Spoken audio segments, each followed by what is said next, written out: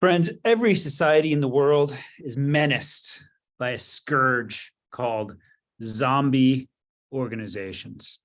These are organizations that have decayed and decomposed beyond all recognition, but which are kept alive by social and political forces. These zombies can cause immense havoc and consume enormous resources if we can't protect ourselves from them. In the private sector of Western countries, we have a powerful defense against these zombies called institutional recycling. And that's what I want to talk about today. I want to start this speech by mentioning that I have had a front row seat to the banking crisis. This is my girlfriend Heather's LinkedIn profile. This information is now out of date. She is no longer an employee of First Republic Bank. She is now an employee of the federal government. The reason is that First Republic failed last week and was taken over by the FDIC. From my point of view, the most striking thing about this collapse was how fast it happened. The graph of the stock price really tells the story. For years and years, the bank was doing great. It was making money. The leadership was confident. It had incredible goodwill among the customer base. Heather has amazing stories where she would go to a party and meet a random stranger and mention that she worked at First Republic, and the stranger would start gushing and give Heather a hug because she had had such a great experience as a customer of the bank. Then about 2 weeks ago, Silicon Valley Bank failed, and that tanked First Republic stock price. They limped along for about 2 more weeks until they also died. So this bank went from being healthy and prosperous for years and years to being completely dead in a matter of weeks. Now, in the banking world, failures need to be handled quickly because it's important to protect depositors and to maintain confidence in the financial system. In other parts of the private sector, failures happen more slowly, but they still occur. There are between 10 and 20,000 corporate bankruptcies every year. There's a whole sector of the legal system that's dedicated to handling bankruptcies. And the goal of this sector, which works quite well, is to wind down the activities of a failed company in an orderly way so that the company's creditors can get paid back as much as possible. Now, this idea that some institutions will fail and must be allowed to fail is a deep concept that is embedded into Western capitalism. Western countries practice institutional recycling to ensure that weak, inefficient organizations are removed from the ecosystem so that the talent and money can be reallocated to more effective organizations. But in other cultures, this idea of institutional recycling is actually quite alien. For example, in Japan, there's a terrible problem with zombie firms. These are companies that are not financially viable, but continue to exist because of social and political pressures.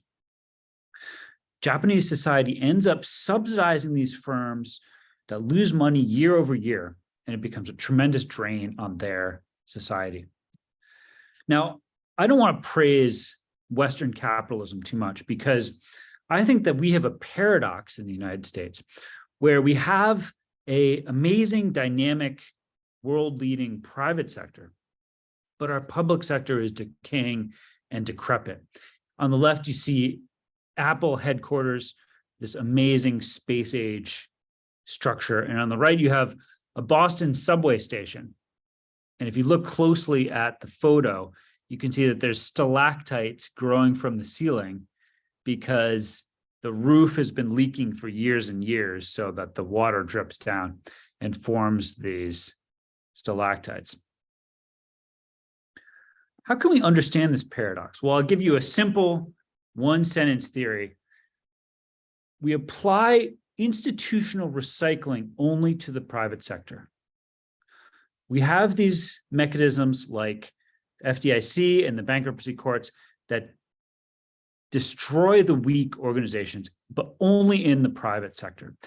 The public sector, on the other hand, becomes plagued by zombie agencies that cause a huge drain on our society, just like the zombie firms in Japan.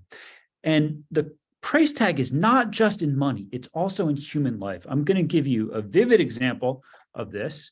In January of 2023, there was a horrific incident in Memphis, Tennessee, where 5 police officers killed a motorist after a routine traffic stop. I'm not going to go into the gory details, but suffice it to say that this was a shocking incident that's exposed a severe lack of professionalism and basic human decency on the part of the officers.